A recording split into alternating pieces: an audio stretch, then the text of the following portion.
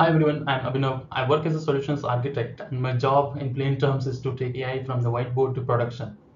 I don't just design systems, I am the person who has to answer the call when they break at 2 a.m. And trust me, they do break. What I'm saying today isn't theory, it's a scar tissue. Let's get right into it.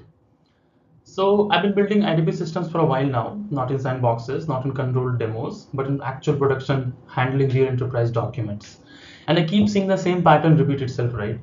Team builds a POC, it works beautifully, clean PDFs, handpicked test documents, careful prompting, demo lands well. Client signs off, everyone is excited. A few months later, I get a call. The system is producing garbage on the real documents. And when I look at what happened, it's never the model, it's always the architecture. This talk is about four specific patterns I keep running into, why they happen, what the actual failure looks like in production, and what we built to fix it. I'm not going to tell you which LLM is best. I'm not going to tell you that LLM is. I'm going to tell you that LLM is almost never the problem. And by the end of this, you'll see exactly why. Let's go. At GoML, we've been in the AI solutions business for a while now, and the work we are most proud of isn't the demos, it's the systems that are still running in production today with zero babysitting. IDP, right? Intelligent Document Processing, became a major vertical for us because enterprise clients have enormous volumes of complex documents, like it will be contracts, agreements, permits, compliance filings, etc., etc. Things that used to require armies of analysts to read and extract data from. Here's what we kept, seeing. POC phase is always smooth. Take a representative sample of 20 document, build a pipeline. It extracts 95% accuracy. Client is thrilled. They sign the contract.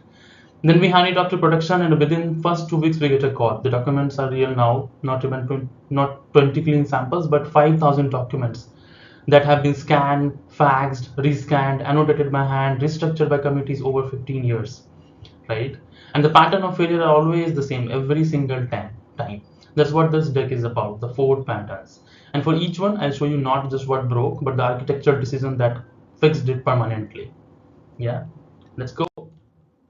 So here's the standard deck, the standard stack, you can say. This is what every POC looks like, and in honesty, it's not wrong. The stack makes perfect sense for the problem it solves. You upload a PDF to S3 or a Minai or similar bucket. You parse it, maybe you're using text extract for scan docs or PyPDF for digital PDFs. You send the extracted text to an LLM with a prompt that says extract these fields. You do some string cleanup, you output JSON or Excel. And it works. On a test document, it works beautifully. 95% accuracy, fast, clean output. The demo is impressive. Here is the moment of truth. Your test set was 20 documents chosen by the client as representative examples. What they actually gave you were the 20 cleanest documents they could find. Production has 5,000 documents, the 500-page ones that were scanned from a fax, from a document that was originally typed in like on a typewriter, I would say. Because enterprise has like a hard, you can say, huge repository of documents from like very long term enabled repositories, right? The ones with handwritten annotators in the margins, the ones where someone added a sticky note that got scanned in sideways, right? Now, these four things, right? This is what when I see in every single production system, not sometimes, every time. The next, these four, right? The next slide is going to make some of you uncomfortable because you're probably shipped one of these libraries into production already. Let's talk about that. Before the patterns, let me give you something more specific. Why the libraries you're using are the first thing that has to go. Let me be very direct about this because I see teams make this mistake constantly. PyPDF2 or PyPDF in its newer form is probably the most used PDF library in Python, right? It's clean, it's simple, and it completely breaks on real enterprise documents. The moment you have a scanned PDF, a document where text was imaged, not typed digitally, PyPDF2 returns an empty string. No error, no warning, just empty. We had a client discover this in production after processing around like 200, more than 200 documents. Zero extraction on every scanned file, zero alerts. Coming to PDF Plumber. PDF Plumber is good for simple tables, but I want to tell you a specific story. We had a 400-page collective bargaining agreement on test. PDF Plumber worked fine. In production, processing that document caused the server to balloon to 8 gigabytes of memory, and out of memory kill the process, right? Before we even called the LLM. This happened before we even called the LLM. The extraction step itself killed the server. Coming to Pioneer PDF.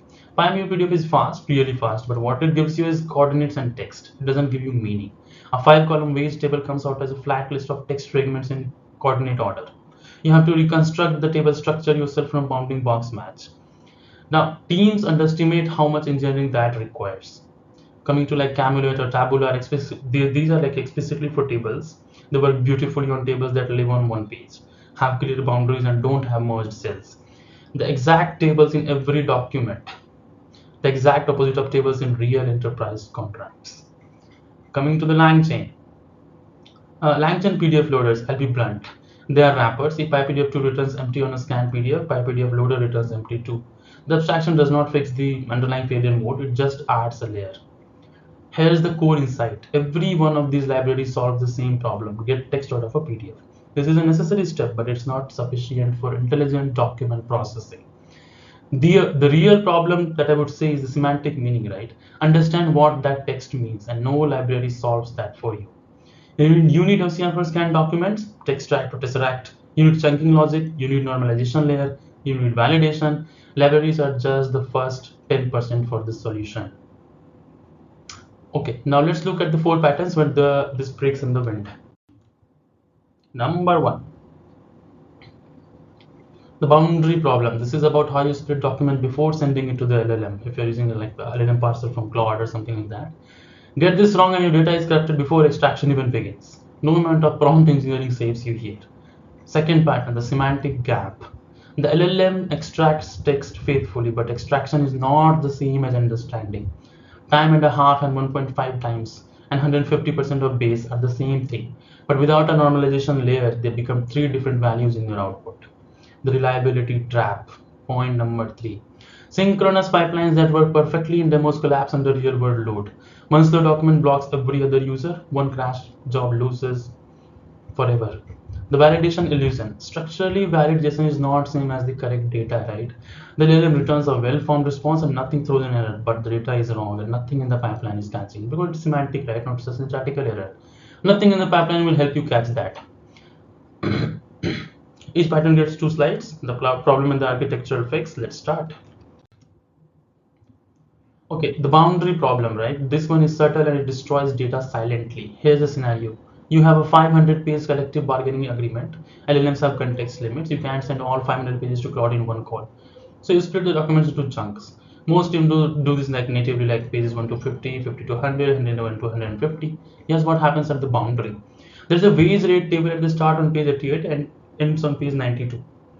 The table is spread across 4 pages. The table header is on page 88. The data runs through page 89, 90, 91, 92. Is split up at page 50 and page 100. Chunk 1 sees page 1 to 50, no issue yet. Chunk 2 sees page 51 to 100. It sees the header and rows 89 to 92. Looks fine. Chunk 3 sees page 100 and 150, nothing from the table. So far so good, right? No. Here is the mistake. The real problem is when you split at a boundary that falls inside the table. Let me give you a more brutal example. Page 1 to 50 split. Page 48 to 52 contain one overtime escalation clause. Effective year 2, the base rate increases to blah blah blah, and the split falls at page 50. The LLM in chunk 1 extracts partial clause. The LLM in chunk 2 extracts different partial clause. Your merge logic says do different answers and it has to pick one. Both are wrong. The fix is a sliding window. You don't split at page 50, you create chunks of 50 pages. But each chunk overlaps by let's say 5 pages or 10 pages depending on the chunk and the limit you have in Claude. Right? Every boundary gets a second pass. Any table that spans a boundary is guaranteed to be seen in whole by at least one chunk. The overlap isn't a vested competition, it's a built-in valid mechanism. That's what I would say about it. And the merge step becomes meaningful now. If content appears in both chunks outputs, they should agree. If they conflict, that's a signal, flag it for review. Simple. Specific number from our implementation, 50 page chunks, 5 page overlap, processed in parallel. That's the configuration that survived like more the real 2500 page enterprise documents. Today I'm going to walk you through a real use case, union agreements. Imagine you have a stack of collective bargaining agreements, right? 2500 pages uploaded in a single batch, not a clean digital PDF. We are talking scanned documents, handwritten amendments in the margins, wage tables embedded inside images, organizational charts, signature pages, multimodal data in every sense of the word. And the complexity doesn't stop at the format. These documents are semantically interconnected across hundreds of pages, right? A definition and clause on the page 1 governs how a rate on page 847 is interpreted. A footnote on page like 312 overrides a table on page 1100. A rule established in the general provisions silently applies to 5 specific appendices that never reference it back. No chunk, no page boundary, no isolated extraction call can see that relationship on its own. This is the document that breaks in every standard IDP pipeline, not because the model is wrong again, but because the architecture was never built for it. And that's exactly what we're going to talk about today, what it actually takes to process something like this correctly at scale in production. Here is what this actually looks like in the architecture, right? Your 500-page document comes in, we extract the page count first, then we calculate how many chunks we need, 500 pages by 50 pages per chunk with 5 page overlaps. Notice how chunk 2 starts at page 46, not at page 51. The 5 page overlap highlighted in the orange here is where pages 46 to 50 appear in both chunks. That's the safety net we have put. Each chunk goes to Bedrock in parallel. We process all chunks simultaneously, not sequentially. This is critical for performance. A 500-page doc that would take 10 minutes sequentially takes 2 minutes in parallel. Each chunk returns structured JSON and the merge pass run. If the same logical entry occurs in 2 adjacent chunks, we deduplicate using a deterministic key. If 2 chunks extracted different values for the same entry, that's a conflict flag. The output at the bottom is coherent JSON with no boundary loss. This is the foundation. Get chunking right, every downstream system becomes easier. Let's go for pattern 2. Here's the second pattern, and this one trips up even experienced teams, right? Let's say after passing through all your PyPDF, new PDF, Plumber, PDF Plumber, and all layer, you have sent your text to the LLM.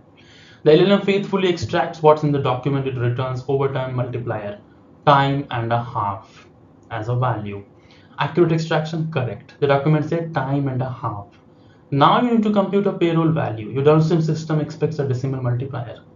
What is time and a half in a decimal form? It's 1.5, but the LLM didn't give you 1.5. It gave you the string time and a half. And in the same document somewhere else, a different clause says 1.5x. Different clause, same meaning, different representation. Your pipeline now has 2 different values for what is logically the same concept. Right. Let's see, format chaos, right? I've seen this specific set of representations in the while for the same wage multiplier, right? Time and a half, 1.5x, 1.5, 150% of regular rate, 1.5 times 1.50, 6 representations of the same exact value in the same document. From the same document series over 20 years, right?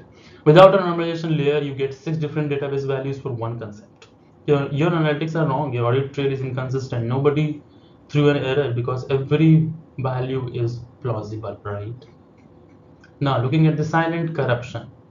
The scarier version of this is domain terminology. If your domain is in, like, say, construction labor agreements, terms like journey person rate, package rate, zone 3 premium have precise contractual meanings. A general model like from Claude, GPT, whatever, doesn't have the domain knowledge. It makes a plausible guess. The output looks right. A person actually reviewing it would nod and move on. The wrong value propagates into every downstream calculation. Let's look at the architecture side. The fix is a layered normalization pipeline, and crucially, it runs after extraction as a separate step with separate logic.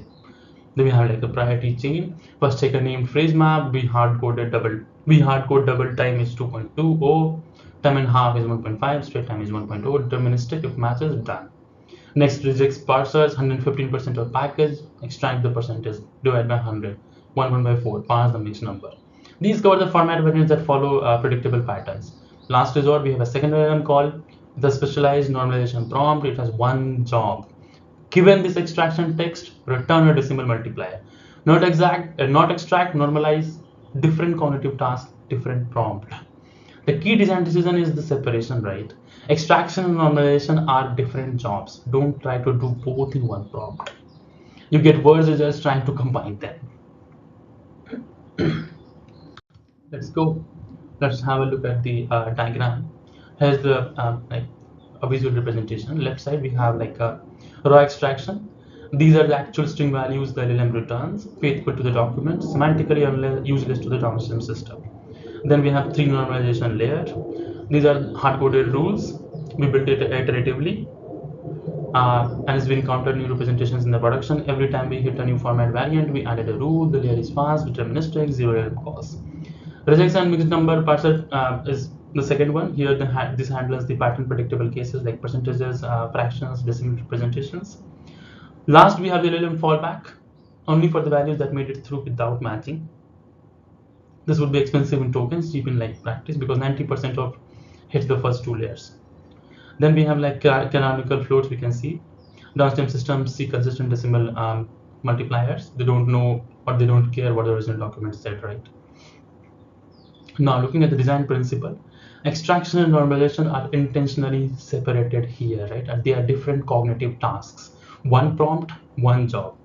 You get better results, cleaner errors, and much easier debugging when they are separated. Moving on. Let's look at the pattern 3, the reliability trap. I've seen break teams in week 2 of production, right? Every time. Here is the POC architecture. User uploads a PDF, the API receives the request, the API processes the document in line and returns the result. Clean, simple, works perfectly in demos.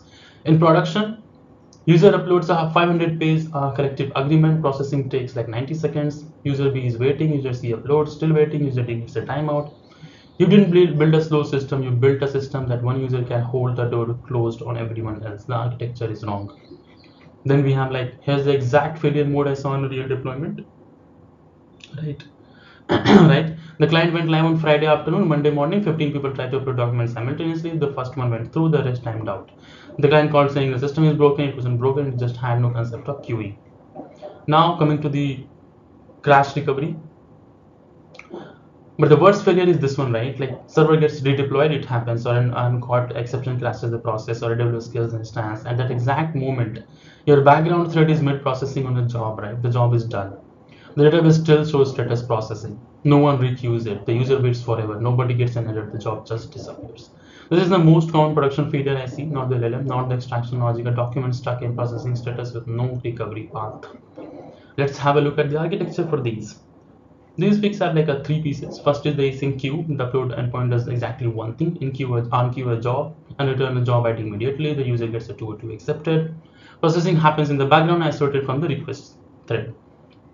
Second, we have like the crash recovery. On every worker startup, not just the first one, every restart, scan the database for any jobs, stuck in pre-processing status. Again, this is just a decision you have to take to make your system resilient. Basically, requeue them automatically without human intervention. This is 5 lines of code that saves production constantly, right? Third, we have like the exponential backoff with jitter. Bedrock has rate limits. When you hit them, don't immediately retry. Wait 2 seconds. If it fails again, wait 4, then 8, then 16, max 60 seconds, max 5 attempts, right? And add jitter random milliseconds to wait to prevent the thundering herd problem where all your parallel chunk workers will try at the same instant, right? That's it. Queue, recovery, back off, production grade, reliability, and resiliency. Moving on, we have the visual flow for the same. Upload hits the API immediately and unqueued, FIFO queue, background worker picks it up, processor runs, writes to S3 and database. The API call returns in milliseconds, processing happens entirely off the request thread. The crash recovery, if I look at the crash recovery, right, every time the worker starts up, it runs the scan, job stuck in processing for too long, gets requeued. This is a single most underrated reliability pattern in distributed systems if you look at it. Like 5 lines of code gives you resiliency here. Bottom bottom line, if we look at it's exponential backup with bedrock rate limits. Bedrock returns a rate limit error, wait 2 seconds, retry, still fails, wait 4 seconds. Doubling each time, jitter is added to prevent all parallel chunk workers from retrying at the same millisecond and hammering the API together, right? The parameters and sets for bedrock specifically would be like 5 attempts max, 60 seconds max delay, 5-minute read timeout. These are numbers we tune on real production workloads, and it will like differ from use case and sensitivity of the use case themselves, right? Now moving to pattern 4. Last pattern, and in some ways the most dangerous because the failure is invisible here. Semantically, system wise, there is no failure. The CloudWatch logs, the Datadog logs, they are all seem perfect here, right? You have chunked correctly, you have extracted correctly, you have normalized correctly, the output is well formatted JSON, all fields present. Types correct, schema validates, your CI pipeline is green here, right? Everything is fine. The data itself is wrong, right? Here is the specific failure I saw. Multi-year collective agreement, year 1 rates extracted correctly, year 2 rates extracted correctly, year 3 rates not extracted, missing from the output. The LLM simply didn't find them. Maybe they were formatted differently, maybe they were in clause that model deprioritized. The output JSON had 3-year blocks, year 1 populated, year 2 populated, year 3 all zeros or default values that look like real values. No validation caught this. Schema checked fast, all fields exist. The zeros are valid numbers, type check fast. The data flow through to the downstream payroll calculation system. Year 3 pay was calculated at year 2 rates for an entire workforce. Nobody noticed until it became a real issue. Point two, pointing towards the no confidential signal, right? The underlying problem, every output is treated the equal with equal trust, right? An 8-page cleanly formatted modern PDF and a 500-page scanned document from like 2000s or early 2000s, right? Both produce JSON, but they should not have the same confidence level. One is easy, one is hard. We need a signal, right? Coming to the architecture side, the fix is a 3-layer validation pipeline, and critically, it runs before normalization. You validate first, then normalize what survived. Layer 1, schema gate. Correct. All required fields present. If a field is missing, flag it immediately. Layer 2, logic gate. Do the value make business sense? A wage rate of $0.00 is schema valid but logic invalid. And overtime multiplier of 50.0 fails if a business range check, right? Layer 3, escalation validator. For multi-year contracts, this is one we built specifically for this use case. Validate that year over year rate changes are present and within expected variance. A multi-year contract where every year has identical rates is suspicious, correct? Zero rate changes across 5 years on a union agreement is almost certainly a missed extraction, not a negotiation freeze. Validation failures don't crash the pipeline. They produce a flagged partial result with metadata, what failed, why, what was found. Downstream systems around flag the output to a human review queue. The rest of the pipeline keeps running. A pipeline that doesn't know it failed is worse than one does. Here is a visual representation of the same that I was talking about, right? We have extracted JSON, then we put schema gate, logic gate, escalation validator, and then we put it to normalizer and output. Yeah, moving on. Now, 4 patterns, 4 architectural decisions, one common thread running through all of them, right? Chunking is architecture. I cannot overstate this. Before you think about which element to use, before you design your prompt, before you think about output format, decide how you are splitting the document. That the decision shapes everything downstream. Wrong boundaries mean corrupted data. No amount of better prompting fixes the chunking problem. Extraction is not normalization. They are different cognitive values, right? They should have different code, different prompts, different responsibility boundaries. The LLM's job is to faithfully extract what the document says. The normalizer's job is to make that consistent and machine readable. Keep them separate. Your debugging will be cleaner, your errors will be traceable. Coming to the third point, pipelines must survive chaos. Production is not demo environment. Servers crash, rate limits hit, deployments happen mid-job. And this is not just for IDP, this is for any use case that you are engineering with for LLM or AI. People are messing, like people are getting lost in the hype of just implementing a simple pipeline. But look at these things. If your architecture can't survive a worker restart without losing work, it's not production ready. Build crash recovery from day one, not as a feature request for version 2, right? Trust is earned, not assumed. Validate everything before you deliver it. Build a system that knows when it doesn't know. A flagged output with a confidence warning is infinitely more useful than a wrong output that looks confident. Right? LLM is not the bottleneck. I will say it again here.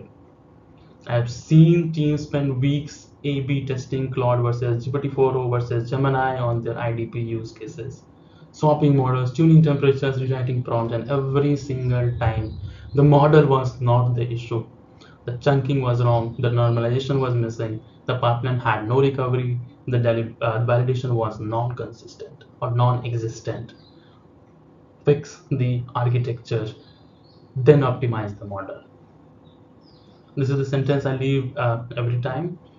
The LLM is rarely the bottleneck. the architecture around it always. Thank you. I'm happy to take questions. You can post it in the comments.